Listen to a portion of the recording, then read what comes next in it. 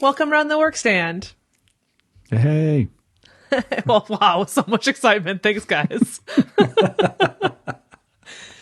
Well, we're very excited to be here. I think we've got some great April data to look back on from multiple different sources, and we'll help kind of share some actionable items for retailers, help capture more business. Right on. Love it. All the good stuff. And we're back remote at the moment, but we got to see Ryan recently. Yeah, Well, that was a some of us blast. Yeah, 3 days in Colorado. Yeah, it was fun. It was action packed. We did three get-togethers, because I mean, almost half of our team still lives in Colorado, even though we're 100% virtual now. But Mark, let's see, you for sure did pinball night. Is that right? Mm-hmm. Yep. Yeah. Yeah. So we all met at a pinball bar, a whole bunch of people, handed out a bunch of tokens.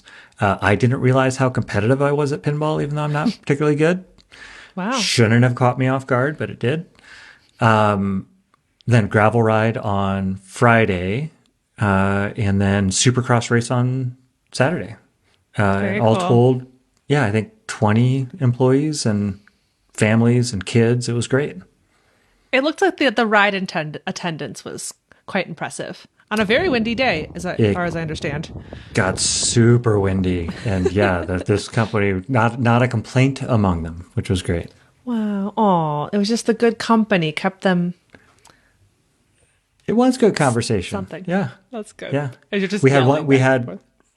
one. I won't even call it a crash. It was, yeah.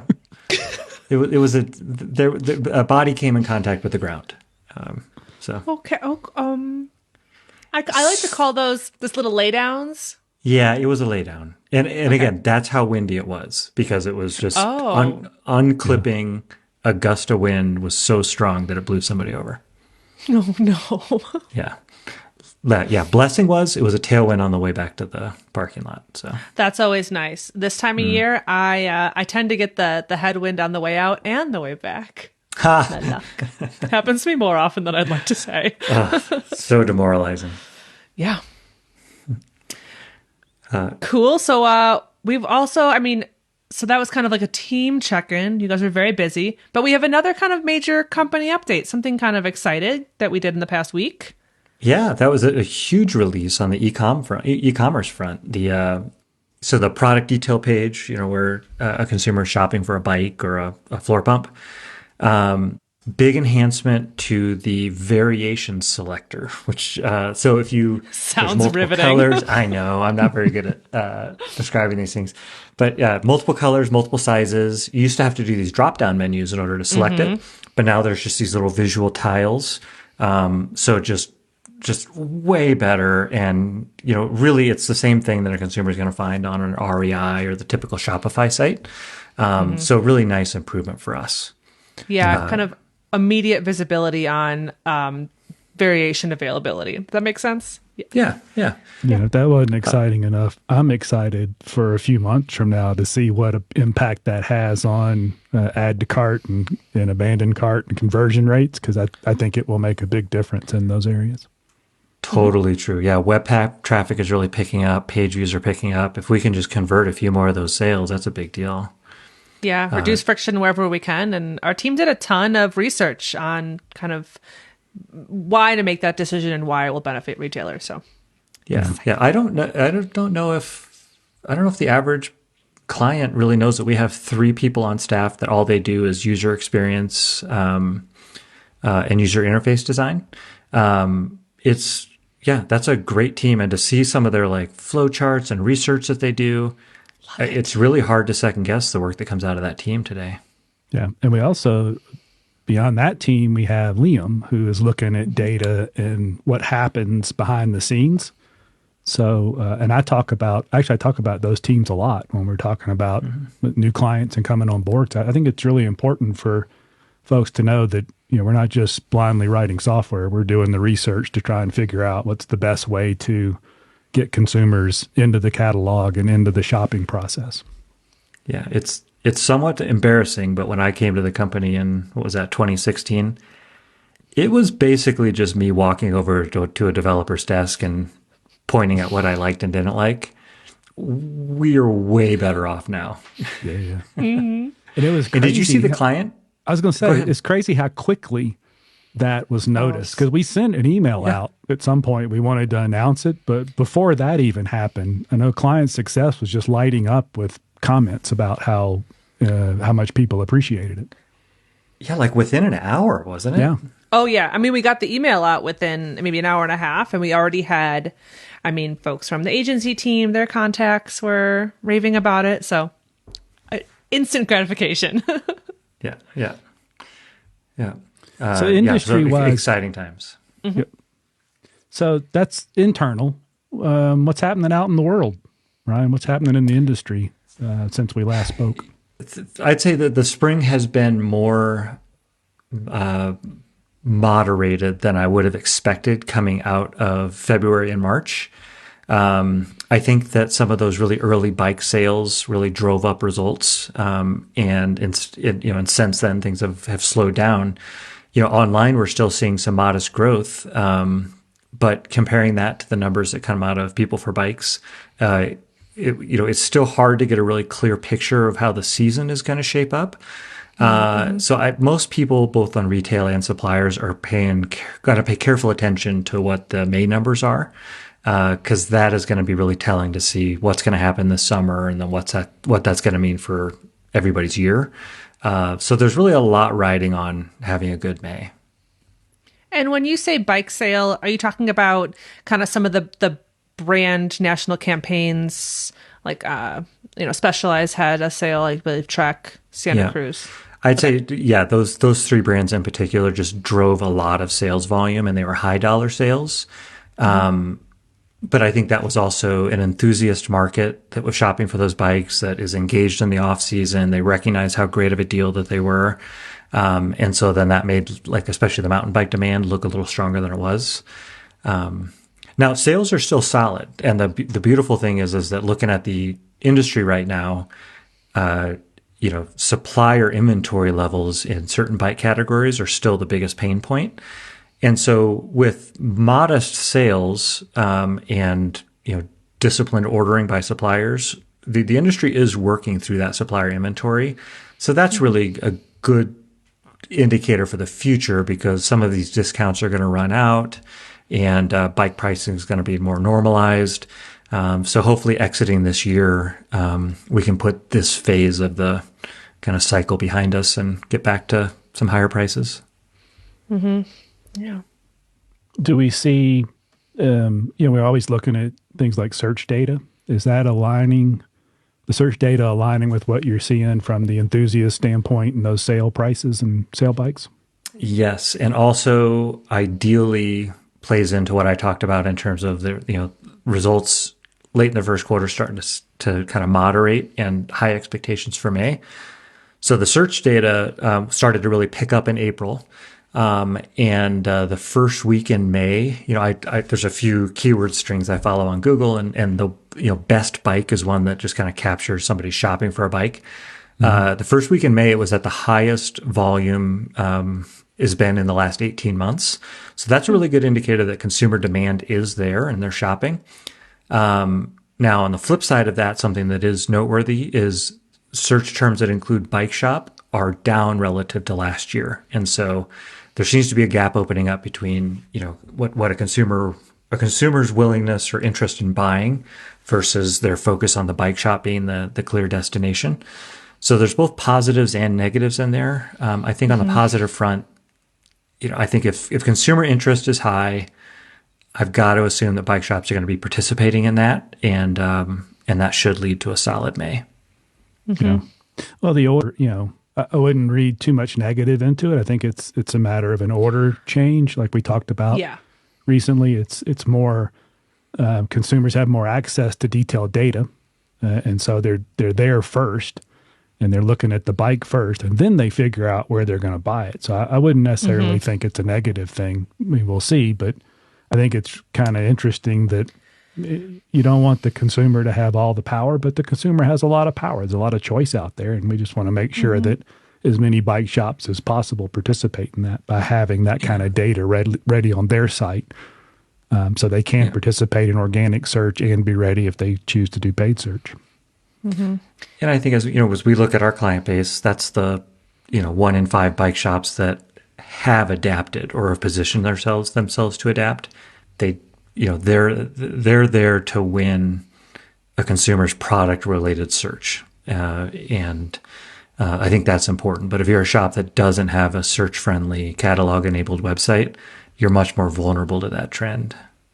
So you'd say if you're a retailer and you're trying to interpret that data as to how should I adjust my business practices, would you kind of start with that product forward website, catalog enabled website? I think is what you said.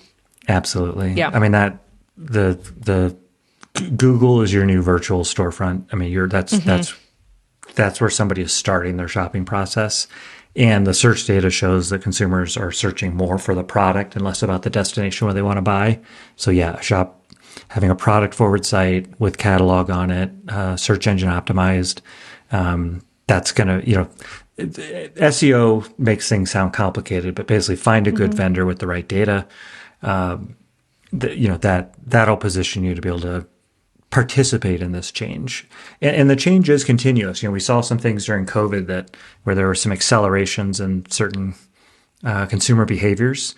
The growth in online shopping, whereas it did retreat from that rapid growth that we saw, it retreated to still a higher level than January of 2020.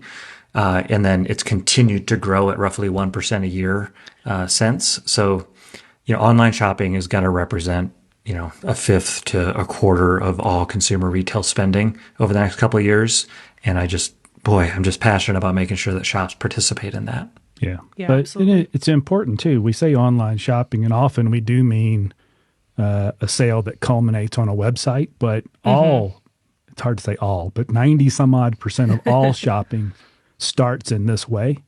Even if ultimately somebody shows up in a store, they start with the search. So winning search is important for online sales, obviously, but it's also critically important for in-store sales, because even our most successful online retailers, the majority of their sales by far are still coming out of the store. So, I just want to be clear, when we say online shopping, that's all shopping. It all starts that way. Yes. Yeah. Yeah. Susie, I think you've used the turn of phrase that shopping is browsing and buying. And so whether a consumer buys online or in store doesn't matter. They're starting the shopping process online. Yeah. Yeah, absolutely. Should we dive into some more specific April numbers that we saw on our Workstand websites? Sure. Yeah, well, I think the next one I look at is traffic. So that search volume shows interest, but then also the web traffic shows consumers are visiting shop websites. And April was up 9% over March, which shows that seasonal uptick that we like seeing, and up 11% over last year. And so you do have site visits coming into the platform. That is a good indication that consumer demand is there. Even if total sales volume growth doesn't match that, the order volume actually isn't that far off. It's just with as much discounting is happening, it's ending up meaning that the average sale or average order online is lower, so not as much sales growth.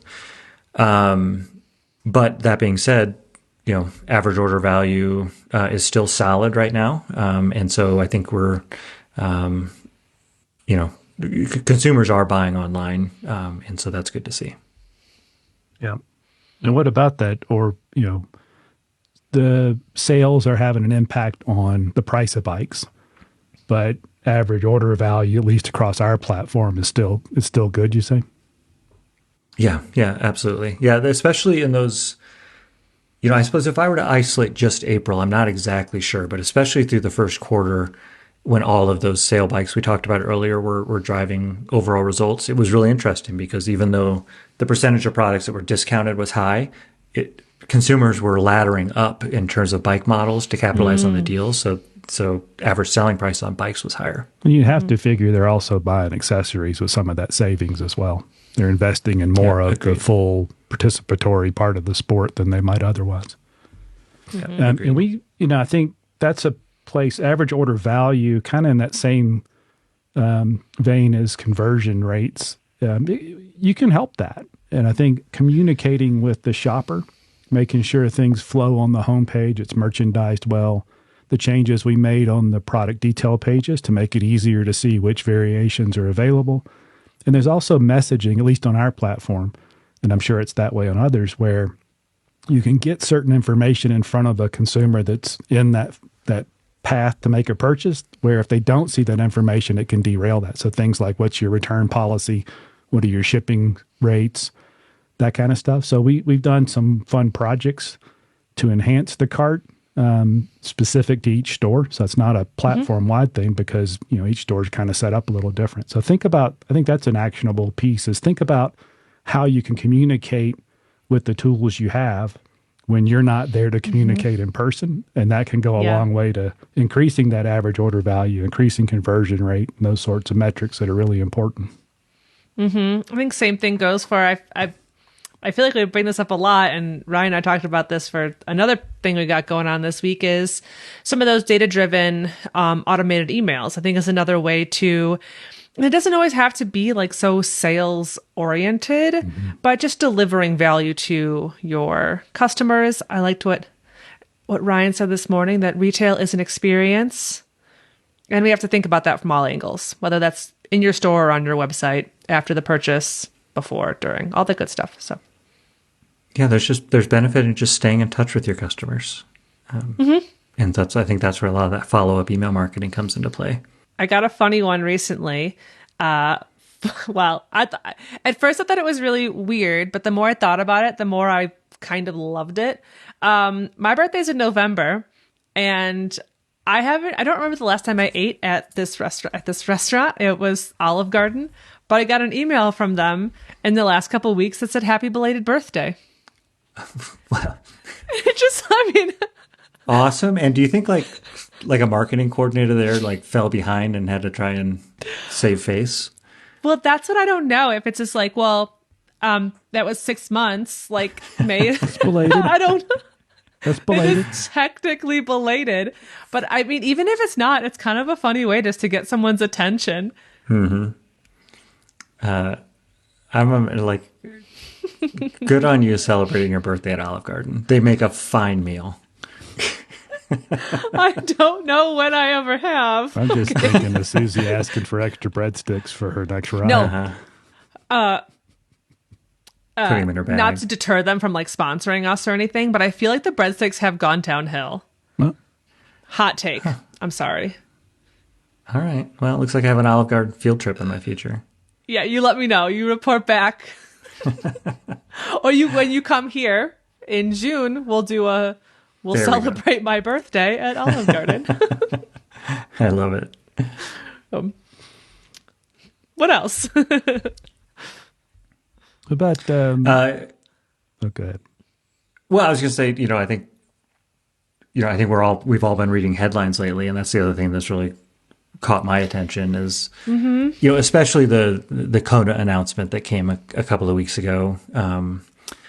Obviously, a lot of suppliers we work with have been experiencing some tough times. And earlier this year, I think, Trek is considered one of the best operators out there, and even they weren't immune to market conditions. So that was eye-opening, their changes, but at the same time, they've got such a good management team. I'm sure they'll be able to navigate it and still serve their customers really well. But the Kona piece, having, an outside company managing them for a couple of years and having it take such a downturn and then having them listed for sale so kind of quickly, I just don't think that's a very good sign. There isn't a lot of money in the bike industry right now for an in-industry company to buy them, so it just seems probable that an outside firm will. And there just isn't a great history of outside firms, maintaining IBD quality product or service. And so I don't like the fact the bike industry may lose Kona as a really premium anchor brand for a store. It's hard to see. I think the way that we were seeing headlines roll out, it was alarming. Kind of how things, whatever happened at Sea Otter, that was tough to see. Yeah. What are the bright spots? There's got to be. We gotta give us something good. Bring us back. Give us some bright spot either in our industry or retail in general. I mean, retail in general, the consumers, just I think that the headline is proving their resiliency. They're still spending despite the fact that there's some kind of tricky economic conditions. And then the other bright spot is, the shops that are succeeding. We talk about the aggregate numbers, but those high, both the low performers, but especially the high performers. I mean, on our platform, we have dealers that are just crushing it with Google ads right now. And then picking up the phone and talking to others, they're doing really well. And so it really reinforces something I've been saying for years, is that the bike market is really just a collection of micro markets, and different business profiles and different locations are just experiencing these conditions differently.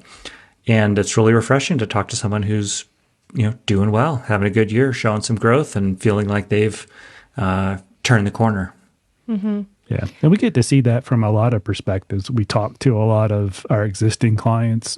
Brian and I talk to a lot of not yet work stand clients. So, I mean, and we're seeing that it seems to me to be more heavily weighted towards stores that are doing really well. There's certainly some that talk about not doing as well as they hope, but there's still a positive story out there from what we're hearing from them. We're not going looking for them. That's who we're talking to. They don't call us looking to invest more when they aren't sure if they can pay the rent. So it's a positive thing that we've been busy on that new client front for a while. Yeah, and I think that's a good point too, that, we're here as a resource. We had all of us kind of attended, our agency team is meeting up this week. Some really good brainstorming to kind of think about offering solutions to retailers, not necessarily always trying to upsell them our services. Of course we do that because we believe in them, our services, that is, but we also believe in our retailers. And I think we've got some really great people on our team who can offer some great ideas. So we want to hear from you. If things are hard, we can be a good resource to you and offer up ideas in any way, shape, or form that is necessary. So we'd love to do that. On a community standpoint, I do see a lot of people out riding their bikes. I think that's always going to be a bright spot. I was just at an event in Fruta this weekend, so a little bit more kind of accessible trails compared to some that we get to ride. And it was really cool to see. You see people of all different levels, families out riding together.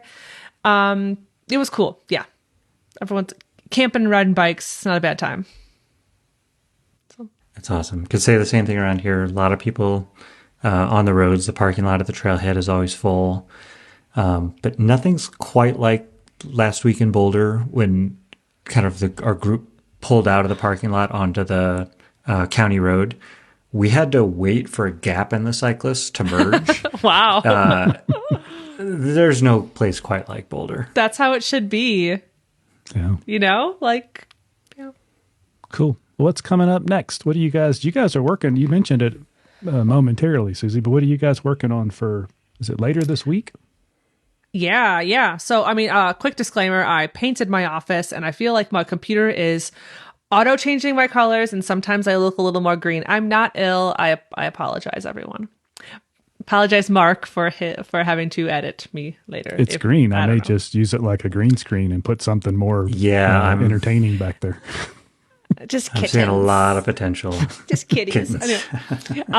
So this Friday we will be hosting a webinar with the NBDA. Ryan and I is the we. I'm really excited about this one. I think it's very relevant to kind of what we talked about today. Anyone in retail, we all know that discounting is a kind of a proven selling strategy, but it doesn't have to be the only strategy. So if you want to join us to explore kind of a localized selling strategy. So we'll discuss how you can run an efficient business by leveraging your website, Google Ads, marketing, your brands and suppliers to own your, how did I phrase this? Own your sphere of influence and sell more. Impressive. Like, come on, you don't want to come to that. But if you can't, I'm sure there'll be a recording from NBDA. Very excited. And if that recording is publicly available, we'll put it in the notes whenever we have it, which may not be exactly when you first watch or listen to the episode, but it'll get down there eventually. Yeah. Well, yeah. That's exciting. Yeah, and then we're sending back Ryan on the road. He's our traveling road show. I don't know what the hell's doing with that one. Ryan is attending the NBDA Retailer Summit next week. And that'll be great. Yeah, which is I think the 22nd, 23rd. Let's say yes. Whatever my calendar tells me, or whenever I get a flight notice that I'm flying tomorrow. You will be there. Yeah. But it'll be great. So many of our clients are members and are regular attendees at these events. So it'll be good to check in with them, see how their businesses are, see how we're doing. Mm-hmm. And then there's always some new people to meet. And then a lot of the NBDA has done a good job pulling together speakers. And so there'll be a lot of folks from across the industry there to be able to compare notes as well. Yeah. Yeah. Sounds like it's going to be really cool. So you're off to Bentonville. And then maybe... Yeah, but also in and out, no time for bikes, which is a real bummer. I've had a couple people reach out. That's really hard about some of those events and going really cool places. And it's hard to squeeze it all in and bring all your stuff and everything. Reschedule. Yep. Add some time. Noted. Great. Helpful, Mark. Yeah. Sounds easy. Yeah. Yeah. But then we're gonna see each other next month, all of us, for better or for worse. I think the client success team's coming together for their big summit. Mm-hmm. That's always fun. I mean, just what a great team, and to have them together, talking about process and what's working and not working. It's gonna be the whole department. Yeah, and then the entire leadership team is coming in too to spend time with that group. And we should have a mega happy hour, which is also good. I think we're locked in. We're going to use the tune-up bar at Full Cycle Bike Shop in Boulder. And so that's kind of a long time coming, is trying to do happy hour there. Well, that'll be really cool. I'm excited. I've never been there. It's cool. Oh, it's they did a good job. Yeah, there's good coffee and fun bar atmosphere. Yeah, I don't hang out in Boulder that much. I don't really fit in. It's nice. I have an event that's unrelated to work. But on June 1st, I'm going to try one more time to finish Unbound 200. Oh, so this is like the last shot? Well, Let me bring us back down. I hope I finish it so I don't have to go try and do it again, because 200 miles is kind of a long way to go. Yep. It is a long way. I'm going to assume, yeah. Well, I hired a coach. But I feel much better. You hire... I think we have a good shot, even though the course is supposed to be very, very rough. But if any of our workstand clients are in the area or competing, please say hello. Yeah. Is your coach doing the Unbound XL this year again? No, she is not going to defend her title. Kristen Legan, we're talking about. She's racing the series, the lifetime series. So she'll do the 200 because that's part of the series this year. Mm-hmm. Yeah. Well, very cool. Well, good luck to you both. It sounds like you've been putting in lots of work. You sound a little bit more prepared. I am more prepared. Yes. I don't want to crap on last year. Sorry. It's not too hard to be more prepared than I was last year. Well, okay. Yeah, you went in on a hope and a prayer. A lot of hope. And then the skies opened up. Hope got mud all over it, and that was the end of that. Yeah. More than hope this year. So I'm excited. Good. Well, good. Well, good luck. We'll see you after that. We expect a full play-by-play. Sure. All 200 miles, turn by turn, and mile by mile. I got a rock in my shoe. I would like a snack play-by-play. I think that's really the content I'd be looking for. I can do that. Awesome. Awesome. Well, I guess until then, we'll see you around the work stand.